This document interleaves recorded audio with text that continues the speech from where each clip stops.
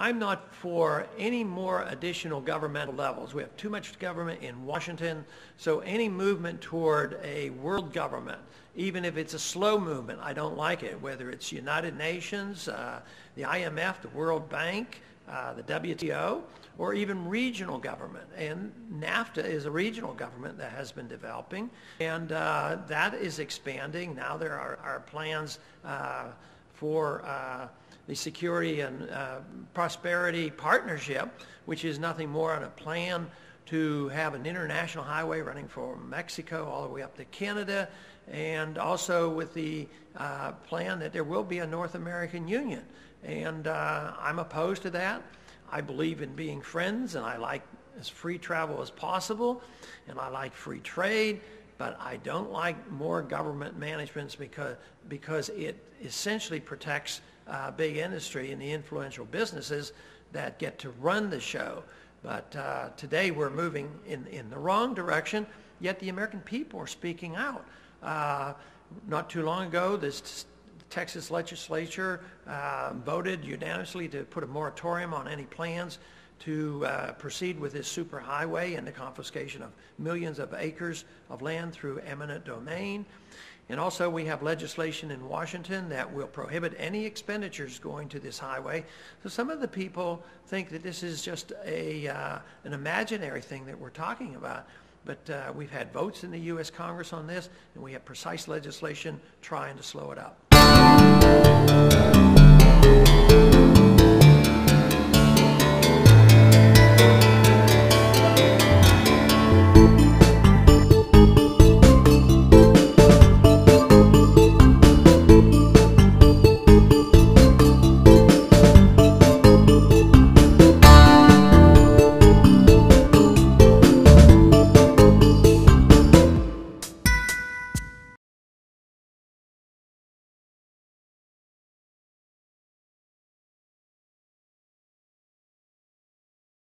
Or UN forces should have moved into Baghdad? No. Why not? Because if we'd gone to Baghdad, we would have been all alone. There wouldn't have been anybody else with us. It would have been a U.S. occupation of Iraq. None of the Arab forces that were willing to fight with us in Kuwait were willing to invade Iraq. Once you got to Iraq and took it over and took down Saddam Hussein's government, then what are you going to put in its place? That's a very volatile part of the world, and if you take down the central government in Iraq, you can easily end up seeing pieces of Iraq fly off. Part of it the Syrians would like to have to the west. Part of eastern Iraq, the Iranians would like to claim, fought over for 8 years. In the north, you've got the Kurds, and if the Kurds spin loose and join with the Kurds in Turkey, then you threaten the territorial integrity of Turkey. It's a quagmire if you go that far and try to take over Iraq. The other thing was casualties.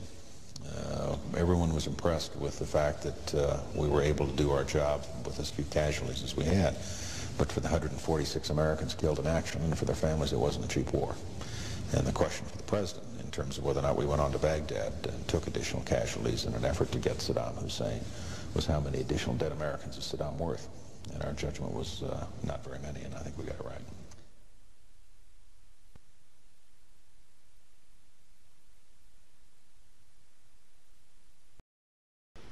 Special interests and the demented philosophy of conquest have driven most wars throughout all of history. Rarely has the cause of liberty, as it was in our own revolution, been the driving force. In recent decades, our policies have been driven by neoconservative empire radicalism, profiteering in the military-industrial complex, misplaced do-good internationalism, mercantilistic notions regarding the need to control natural resources, and blind loyalty to various governments in the Middle East.